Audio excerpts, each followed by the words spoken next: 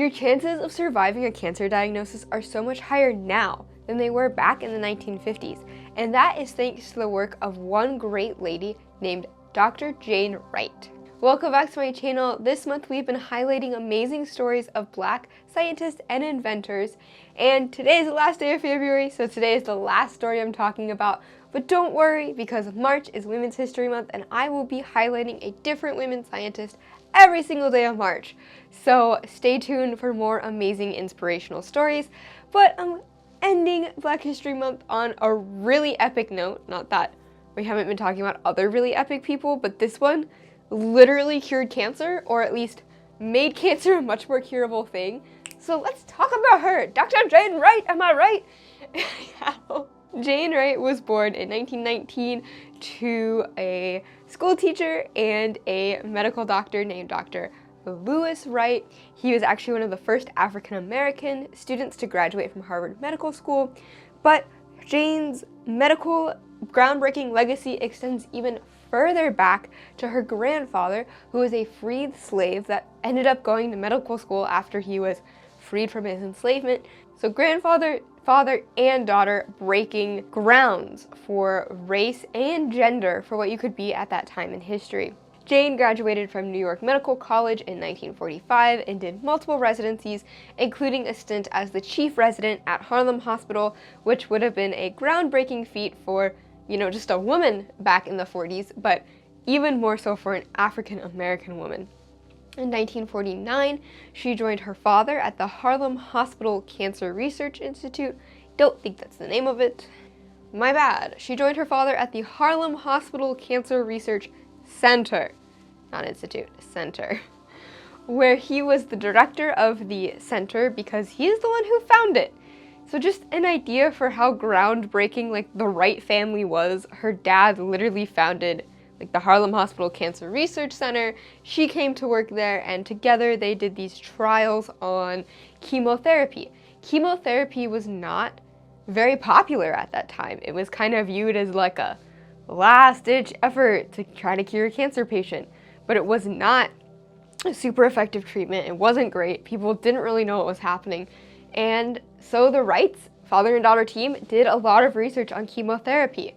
Jane Wright was known for using, instead of laboratory mice to test chemotherapy treatments, she actually used human tissue cultures. So seeing how actual human tissue would react to the chemotherapy drugs, which makes sense to us today, but was not standard lab protocol back then. She helped understand that methotrexate was a really good drug for treating breast cancer, which is a drug we still use today in chemotherapy treatments. And in fact, a lot of the drugs her and her father tested back then are still used today as chemotherapy treatments. So thank you, Dr. Jane Wright, for giving us viable chemotherapy treatments and actually looking into this not very popular field of study. Jane's father passed away in 1952 and left her as the director of the Cancer Center at the age of 33. So 33-year-old woman, African-American, in charge of a whole cancer research center. She's crazy. In 1955, she became the associate professor for surgical research at New York University, and also became the director of cancer research at the New York University Medical School. In 1964, I believe, she was appointed by President Lyndon B. Johnson to the President's Commission on Heart Disease, Cancer, and Stroke. Again, this is 60s, right around the Civil Rights era. She is getting literally a commission, she is being appointed by the president during the Civil Rights era as an African-American woman. She was good at her job, okay? In 1967, she became the professor of surgery, the head of the chemotherapy research department, and the associate dean of New York Medical College. And she actually, at this point in time, was the highest ranked African-American woman physician at a nationally recognized institution.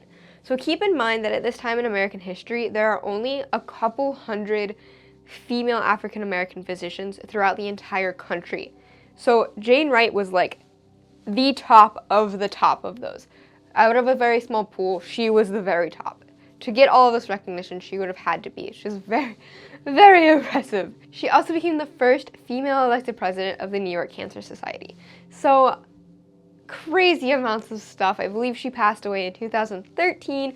Both of her daughters live on in the medical profession, leaving a tremendous legacy in the medical profession, fighting cancer, and overall improving quality of life for cancer patients nowadays.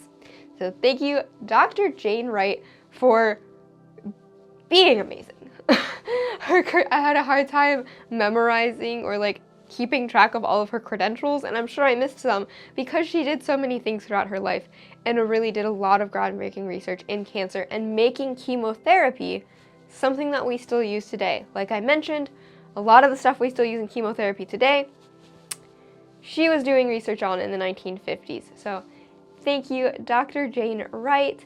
I hope you all have enjoyed listening to these wonderful stories of Black scientists and inventors throughout this month. We've covered 4 in long format, and I've been highlighting a few in shorts and stuff like that. Again, stay tuned. Just starting tomorrow is Women's History Month, highlighting a different women scientist every single day of March. We love it.